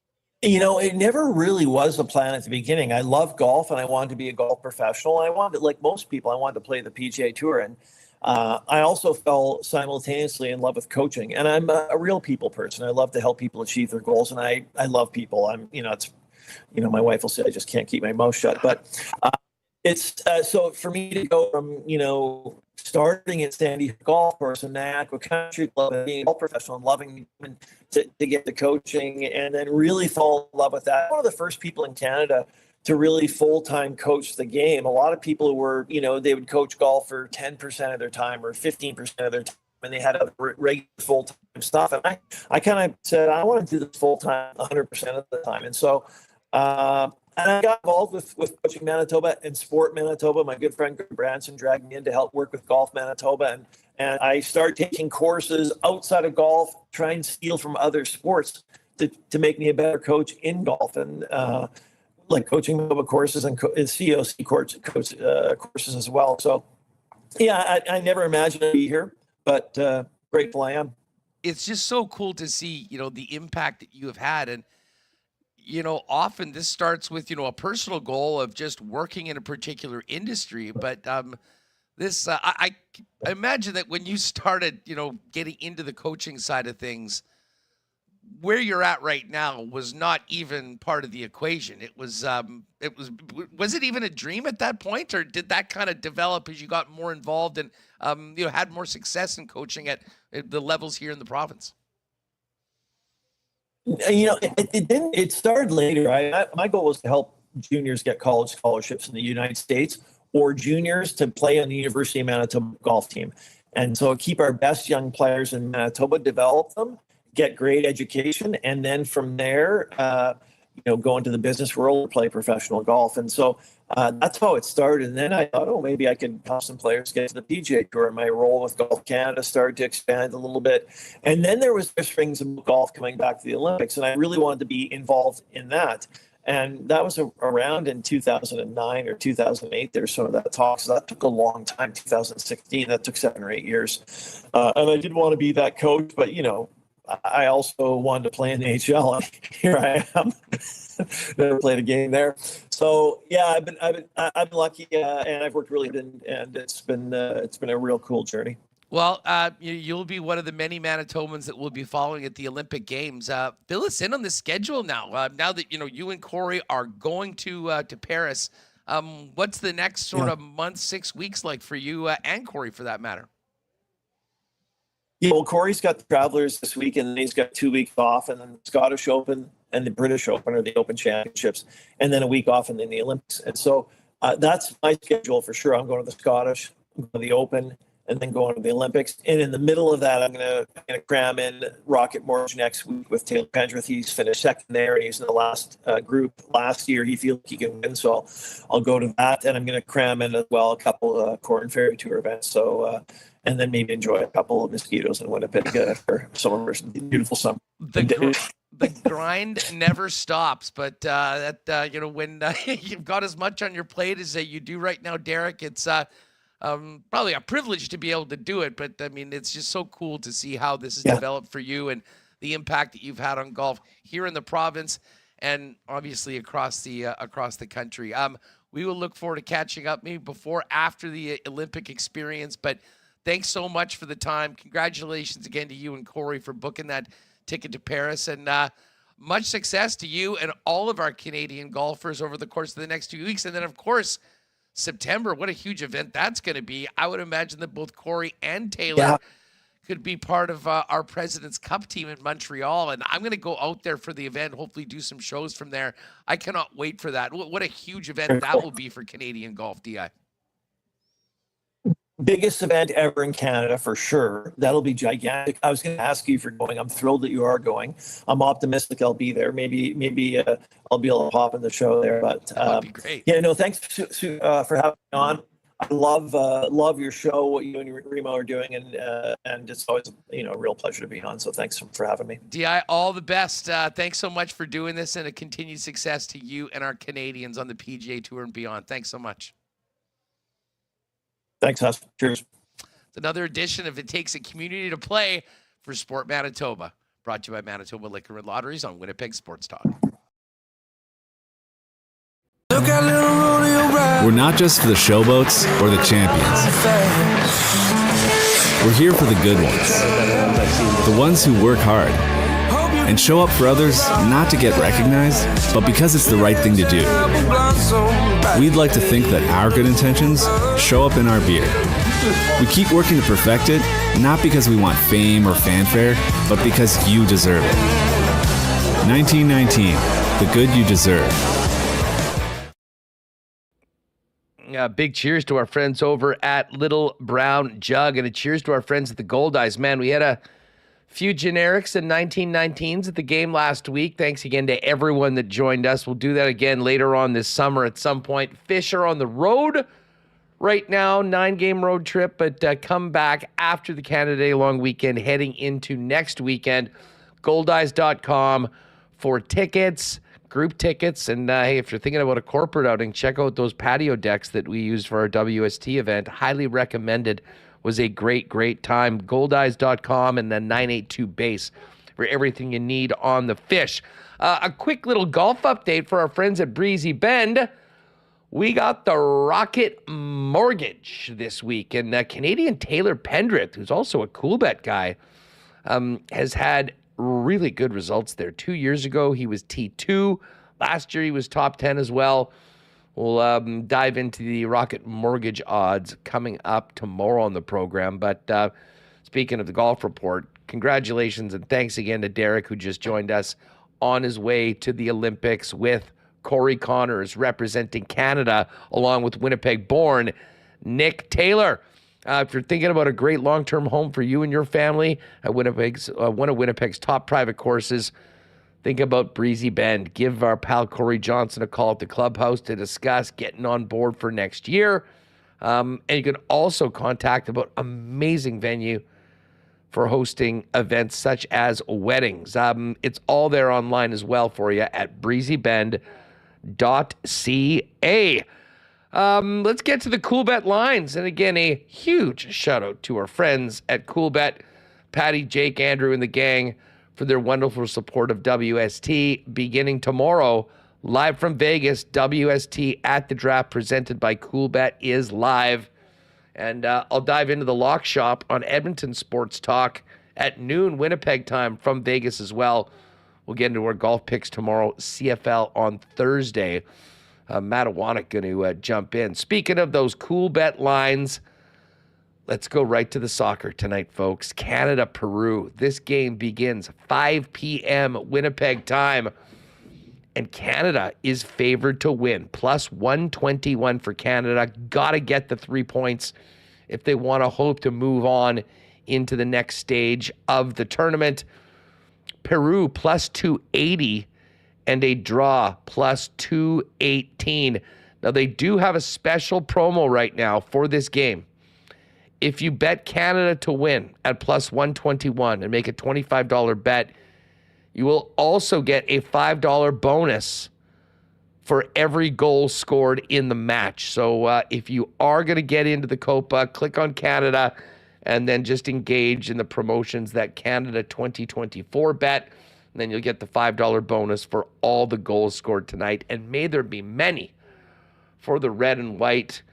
Going to be jumping on the phone as soon as we touch down at our connection to see how the lads are doing right now. Euro this afternoon. They're getting into the third games of group stage.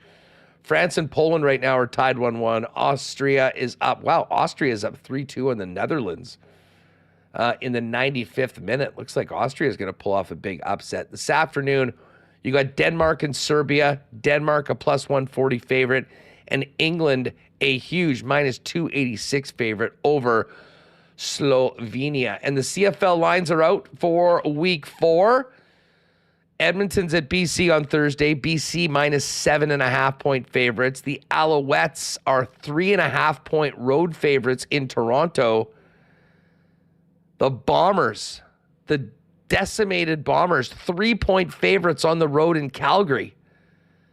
And the Ottawa Redblacks, a 1 point home favorite against Bo Levi and the Hamilton Tiger Cats. No more hockey odds, but there's a bunch of draft props up right now, which you can get in on. And we've also got cup odds for next year. And I can tell you, opening up, the Panthers are the favorite at plus 650. The Oilers at 7-1. Dallas 9-1. Rangers 11. Canes 12. If you go down a little further, right in between, the Boston Bruins at 22-1 and the Lightning at 28-1. Is the Winnipeg Jets at 25-1. Odds up right now already for next year's season. Again, huge thanks to Coolbet for their amazing support of Winnipeg Sports Talk. If you haven't played a Coolbet before, give them a try. Make sure you put in WST as your promo code on your first deposit. Hook you up with a 100% bonus up to $200 on that first deposit. All right, Reem, CFL 110 coming up in 5 minutes as we get down to JRA to get the heck out of here and get down to the draft. But we need to hit the track before we do that. Live racing tonight at Assiniboia Downs. And your heater's continuing. You are chipping away at this lead I built up in the first month. Yeah, after going a long time without having any winning bets at all, I've gone 5 straight race days with a win. I had a big night yesterday, so I'm chipping away. I'm not there, but we're getting close, and I'm feeling a lot better since I tried the strategy of keeping it simple. I was trying to hit home runs before. I'm trying to string together a lot of singles here at the track. Yeah, get that OBP up. Let's get to it for tonight's picks. Race number 1. I don't usually do race number 1. I'm doing it tonight. I got $4 on number 5 to win. That is Kate's Princess. I do not have race 1. I'm starting on race. I have 3, 4, 5, 6, 7. Okay, perfect. Race number 3. I'm in on 3, and I have a 1-2 exacta box. Last Renegade and Watch the Music. I have Watch the Music to win on mine. Just a $4 bet.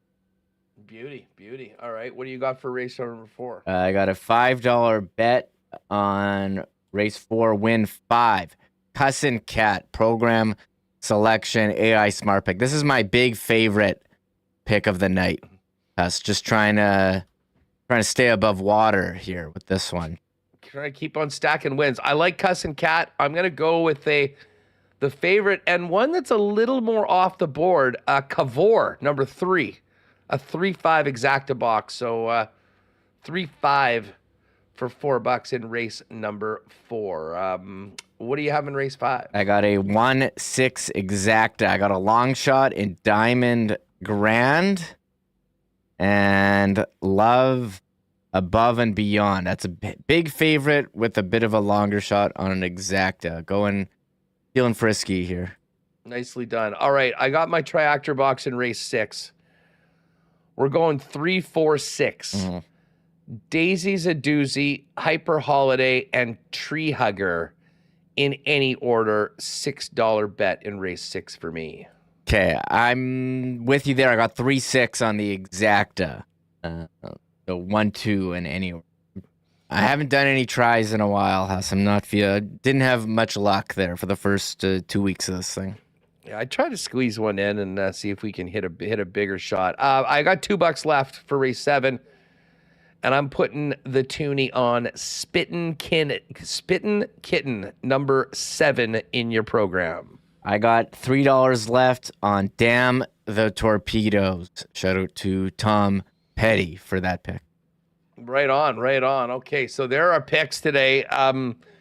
You may have an issue doing them tomorrow. Well, we'll see. Hopefully we will be able to. But live racing is back Monday, Tuesday, Wednesday, and of course Canada Day, always a big day down at the track. With it being Monday, should be a great way to finish off the long weekend as well down at Assiniboia Downs. You can find out more information on making a reservation in the dining room at assiniboiadowns.com or give them a call. The prime rib buffet, world class. And coming up in the second week of July, we're going to have a contest where we give you a race to pick.